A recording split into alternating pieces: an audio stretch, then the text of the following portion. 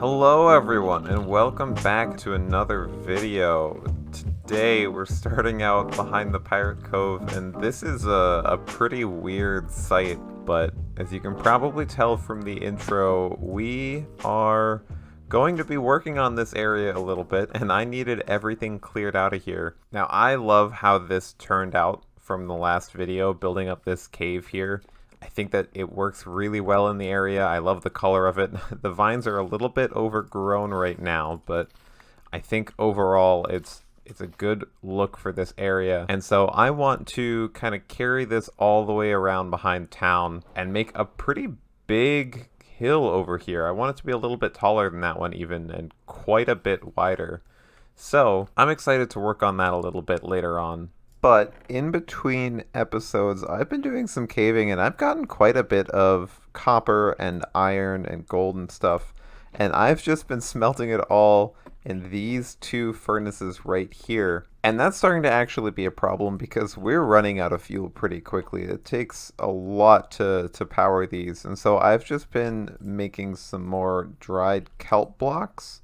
But I've just been going and getting that all by hand. So I think a little bit later on, we should take care of automating this and making it a little bit more of an efficient system because these two furnaces are not going to cut it. But before we do any of that, I think that we should probably take care of this. This is a little unsettling just having this big open field right behind town. So let's outline kind of where we want to make the mountains and then we can get to terraforming.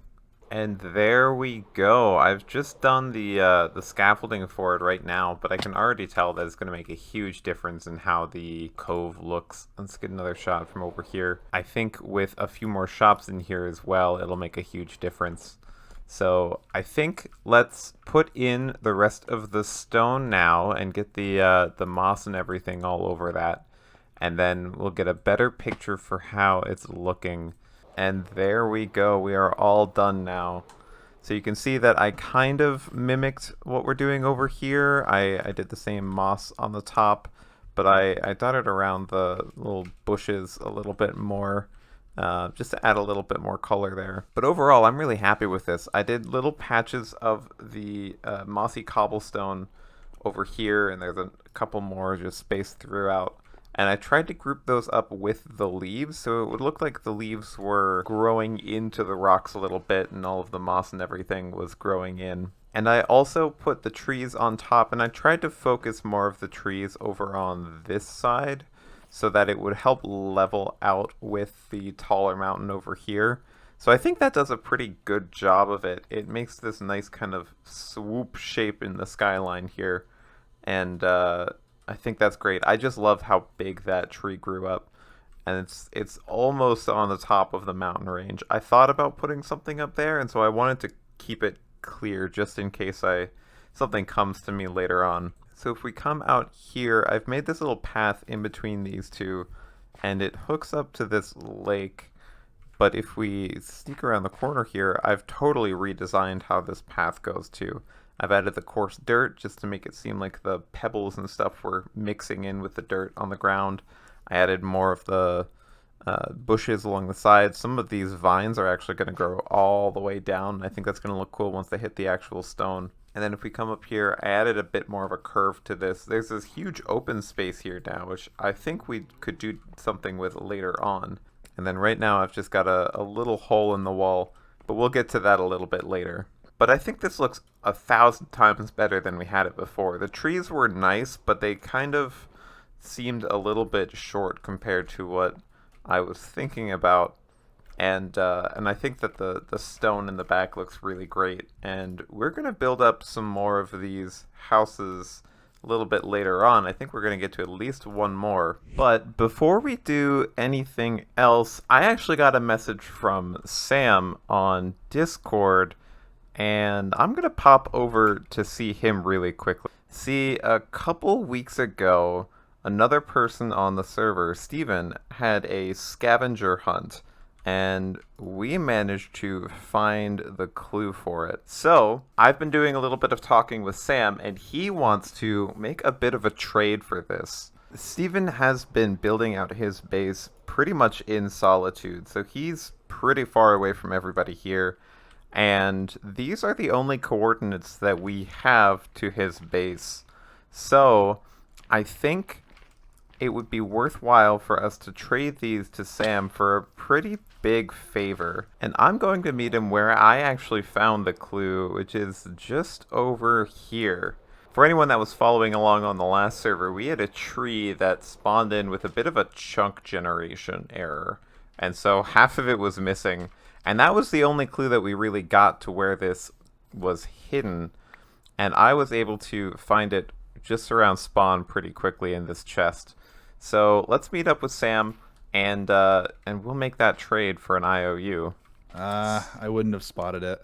Yep, it was a bit of a weird spot because there were so many other trees around, but I noticed this rooted dirt, and that kind of clued me in. So we've already come to a bit of an agreement on this, right? Yeah. I've got what you want right here. Okay, great. Here, I'll put this in the chest and cover it back up. There Thank it you very is. much. Thank you, sir. Pleasure doing business with you. Oh, And beautiful. I don't go easy on me or don't. I don't know. I'll take it in stride. I'll keep this in my back pocket for a rainy day. Oh boy, I don't know what I could possibly help you with. You know how to do, but I'm looking forward to it. Great. Okay, good luck. Have a fun trip. All right, thanks. So there we go. We've got one IOU for Cinnamon from Samuel Dude. I thought he had that mixed up real quick, but this is going to come in handy. I'm actually pretty excited for this. I'm not sure where we can use it, but Sam's got some pretty good skills that could come in handy if we want to. So we'll just keep this in our back pocket for a little while and see what we can kind of come up with. But now that that's taken care of, I think we should head over to our industrial district and get started on that kelp farm because I am very quickly running out of fuel. And I think we're going to design the storage area for this part first. I want this to kind of mirror this side for the kelp storage and make a nice little backdrop for this area. And so I kind of need to figure out where I'm going to be keeping everything before I can build up the redstone for the farm. So let's get some of the blocks in for storage, and then we can figure out where we're going to put all the redstone for it. Okay, so we've basically mirrored the storage as on the other side. We've got the same length and everything for the platform here, same storage setup with all of the chests, and we've got the composter in the middle because kelp is going to be pretty handy for getting more bone meal as well. That stuff grows pretty quick. And then I've connected up the platform on, I think, all of these little cross beams now, so it actually feels like a pretty solid structure. I mean, if we just look at it, everything's being connected up. The sugarcane platform is being held up really well by this floating structure, and then that's being held up by that there. So I think this looks great, but now we have a better idea of where the kelp farm is going to be able to go, and it looks like it lines up pretty well with the back of this system here. So let's get that all in place, and then I think we will be able to tackle hooking it up to the storage. And now that I've built up some of the redstone for this, let me kind of explain what's going on. I'm not even totally sure. This is a design from K1 Inc. I'll link the tutorial in the description. But basically, it's using what's known as a block update detection switch. And so we've got this line of pistons here with this piston on the end. And this one has a piece of gravel on here. You could also use sand, really anything that drops down. So concrete powder might work. Anything that's affected by gravity. But inside this barrel here, we've got one block, one gold nugget, and that is sending a redstone signal into this comparator. And then on the other side here, we've got a torch that lights up this redstone, which goes into this target block, which goes into this redstone torch as well. And that will just send the entire signal all the way down the line.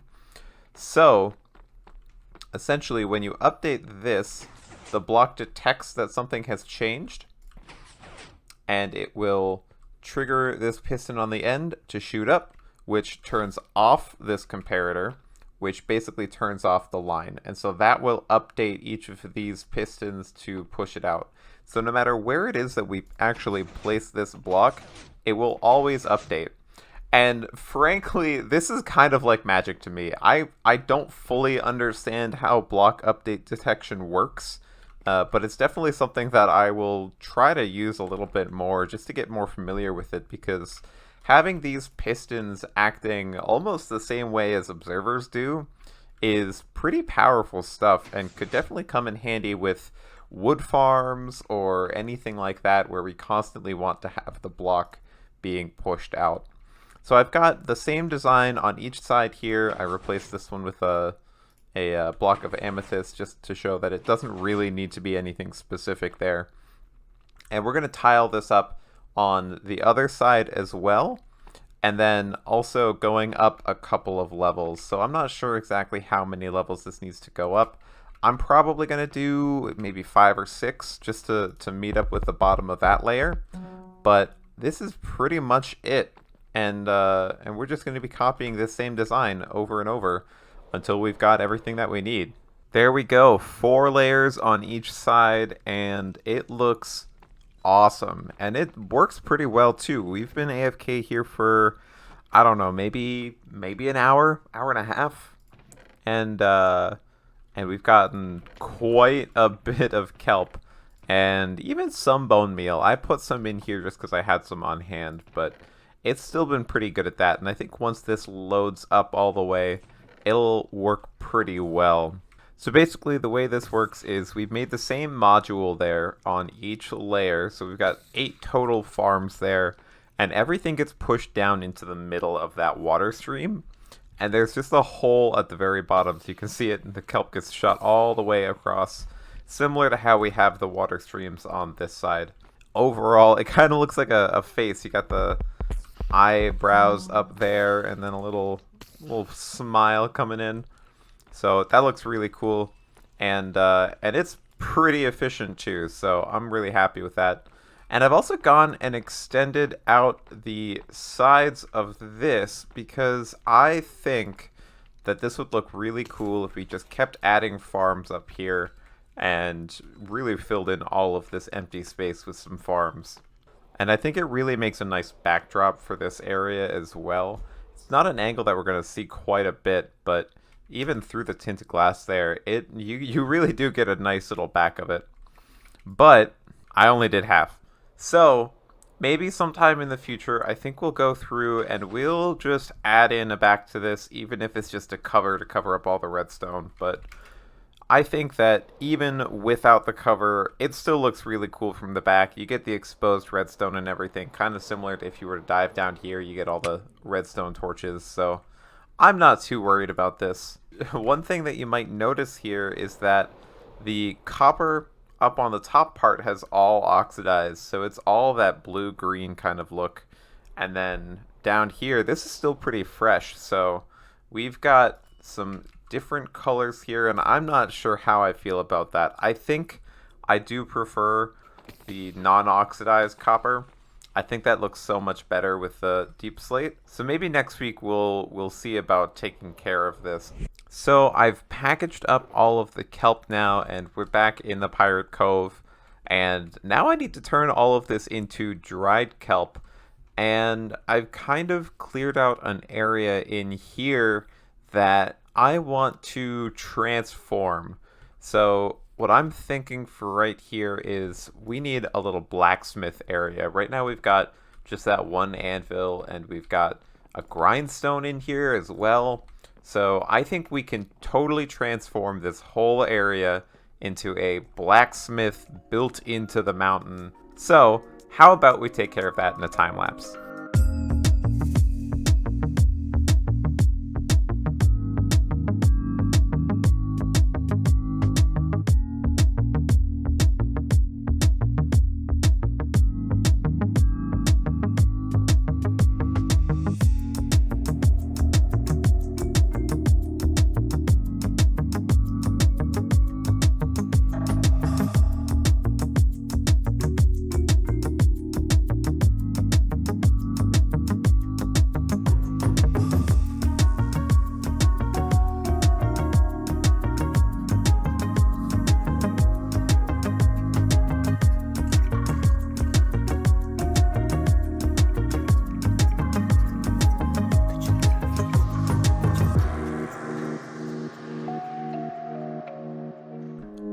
all done. Look at that. I'm really happy with how this turned out. So I wanted to keep it fairly open. I thought that if all of the smelting and everything was being done in this cave, you'd want a lot of ventilation kind of out of here. So I initially thought maybe I'll put some walls up around it. You might have seen that in the time lapse that the cyan terracotta was originally going to go all the way up. And then I tore that down after thinking about it. But I did keep the height here so that you still have the taller walls in the alleyway. And over here, I added a little waiting area, just a little step up. With a awning up top, and then going in here I added just a blast furnace. There's no real point of this other than making it so that the chimney coming out through the top actually goes to somewhere, so I wanted to keep that kind of consistent. But you can put some, I think, fuel in the back there, and then you could put a couple of small things in here, so maybe ancient debris or something. And then if we keep going into the cave, this I'm really happy with. There's an ocelot in here too. But over here, I added in a smoker and a blast furnace that acts as a little bit more efficient smelting than what we had before. You know, you just got the single furnace, but this is not meant to be the actual primary place where you're going to be smelting things up. And then back here, I actually put in a super smelter system. So this is pretty efficient. I ran it a little bit more to get some more of the fuel. And then we've just got a couple of chests back here for loading up with the smelting item and then the fuel for it and everything like that. And then this is where it comes out. And then over here, I decided to go with a pretty small lava farm, just with some cauldrons, because I had a couple on hand from somewhere. I don't even remember where I got those. And I thought it looked cool with a little bit more movement and made it seem like it was really more of a smithing area. This, I think, is a nice touch. Plus, it gives us a lot of extra light over here. But overall, I'm really happy with how this turned out. I think it kind of completes this area and makes it seem like actually one kind of village. And this is really our starter base here connected to the rest of the pier. So I think this is a great addition and really kind of caps off this portion of the pier. Plus, I think it fits in really well with the rest of the mountain and everything that we built earlier in the episode. So overall, I think this is great. I'm really happy with this. But we are out of time with this video. Thank you so much for watching. And if you want to get more of the Minecraft content that I'm working on, I actually do live streams over on Twitch, twitch.tv/cinnamon. I will link that in the description, but we're playing through a hardcore world right now, and we are starting to ramp things up quite a bit. But again, thank you all so much for watching. If you liked the video, please consider subscribing, and I will see you all next time. Goodbye!